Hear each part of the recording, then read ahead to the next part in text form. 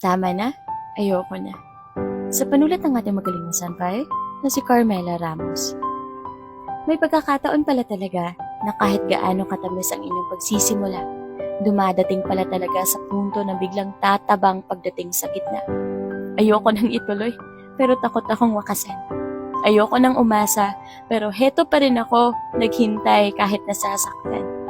Sa kagustuhan kong mahalin ka, hindi ko napapansin na ang sarili ko pala ay napabayaan ko na. Takot akong mawala ka, kaya gano'n na lang akong magbigay sa'yo ng halaga, na kahit katiting lang na pagmamahal mo ang aking nakukuha, aba, daig ko pa ang minahal mo ng sobra.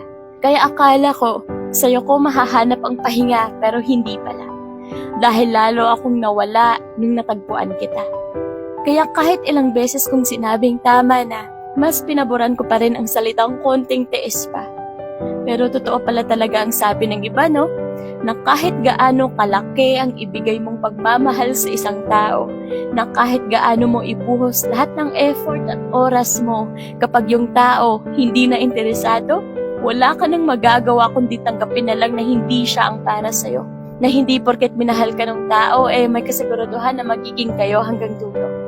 Ayoko naman talagang isuko ka, kaso wala nang dahilan para kumapit pa. Aaminin kong takot ako. Takot ako sa posibilidad na maiwang mag-isa. Kaso wala na rin akong nakikitang paraan para patuloy na abutin ka.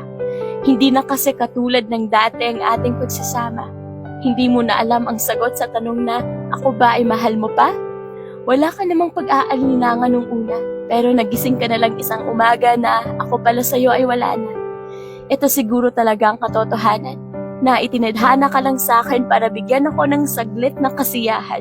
Gusto ko nang huminto sa sitwasyon na alam kong hindi na kayang dugtungan. Hindi ko na ipipilit pang lumaban dahil ikaw na mismo na aking pinanghahawakan, dahan-dahan na pala akong binibitawan. Hindi man tayo pinag-isa sa istorya nating sinimulan, ito na siguro ang panahon para ang lahat sa atin ay wakasan. Hindi ko aakalain na darating pala ako sa puntong hindi ko na kaya. May araw pala talagang mas kapili-pili ang pagbitaw kaysa ang kumapit pa.